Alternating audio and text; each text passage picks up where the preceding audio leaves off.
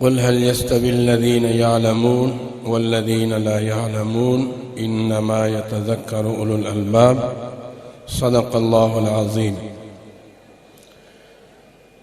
سب سے پہلے میں ان فضلاء کرام کو مبارکباد دیتا ہوں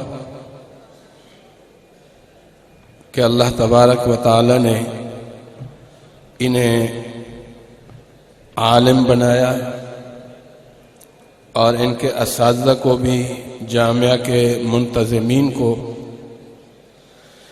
اور خصوصاً ان کے والدین کو کہ اللہ تعالیٰ نے آپ کے گھر میں ایک عالم پیدا کر دیا، الحمدللہ۔ دارالعلوم دیوبند کے بزرگ حضرت مولانا سعید احمد پالن پوری نور اللہ مرقدہ نے دور حدیث کے اختتام پر ان فاضل ہونے والے علماء سے ایک سوال کیا کہ آپ جو عالم بنے ہیں اس کا سبب آپ کس کو سمجھتے ہیں، اساتذہ کو یا ادارے کو اور یا عوام کو؟ تو خود ہی جواب دیا کہ اگر ادارہ نہ ہوتا تو اساتذہ نہیں پڑھا سکتے تھے، اساتذہ بھی ذریعہ ہیں، جامعہ بھی ذریعہ ہے، لیکن سب سے بڑا ذریعہ وہ عوام ہے جنہوں نے اپنی جمع پونجی، اپنے خون پسینے کی کمائی ان اداروں کو دی، اداروں نے یہاں تعلیم کا انتظام کیا، اساتذہ کا انتظام کیا، اور آج آپ عالم بنے ہیں۔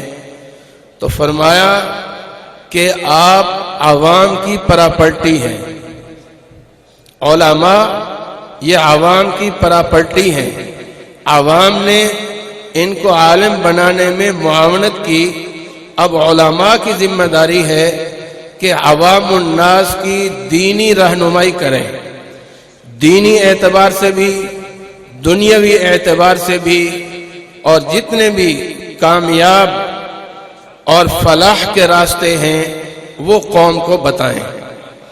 میں ایک نصیحت ان اپنے فضلاء سے کرنا چاہتا ہوں۔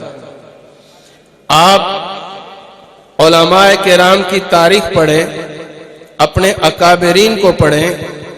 اللہ نے ان اکابرین سے دین کی خدمت کا زیادہ کام لیا جو فضلاء اپنے اساتذہ کی صحبت میں زیادہ رہے، جنہوں نے اپنے اساتذہ کی خدمت زیادہ کی ہے، اللہ نے دین کے لیے ان کو قبول کیا۔ تو میں ان فضلاء سے کہتا ہوں، ایک تو آپ کا کام اپنے اساتذہ سے اب ربط بڑھانے کا ہے، اپنے جامعہ سے جڑ کر رہنے کا ہے، آگے کوئی بھی کام کریں دین کا ان کی مشاورت سے، اور ساتھ ساتھ 2-3 کام اپنے ذمہ لے لیں۔ پہلا کام خدمت خلق کا ہے۔ حضور صلی اللہ علیہ وسلم پر جب پہلی وحی نازل ہوئی اور آپ گھر تشریف لائے، حضرت خدیجۃ الکبریٰ رضی اللہ تعالی عنہ نے جو آپ کو تسلی دی تو آپ کے خدمت خلق کے کام گنوائے، وہ آپ نے بخاری میں پڑھے ہیں۔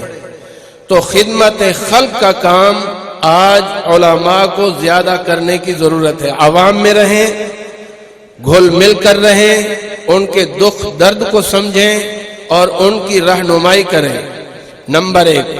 دوسرا کام یہ کہ رجال سازی کی آج بہت ضرورت ہے۔ آج ہم بیان بھی کرتے ہیں، درس تدریس بھی کرتے ہیں، لیکن لوگوں کی ذہن سازی، رجال سازی، آج یہ کام بہت ماند پڑ گیا ہے۔ تو تدریس ملے نہیں ملے، مسجد ملے نہیں ملے، خطابت ملے نہیں ملے، لیکن ایک ایک آدمی کی ذہن سازی کریں، دین کے ساتھ جوڑیں، دین والوں کے ساتھ جوڑیں، علماء کے ساتھ جوڑیں، انشاءاللہ ان کا دین بھی محفوظ ہوگا، دنیا بھی محفوظ ہوگی، اور اللہ تعالیٰ آپ کو بھی علم میں ترقی عطا فرمائیں گے۔ تو یہ چند باتیں میں نے آپ کے سامنے عرض کرنی تھیں۔ اللہ مجھے بھی اور آپ کو عمل کی توفیق عطا فرمائے۔ وآخر دعوانا ان الحمد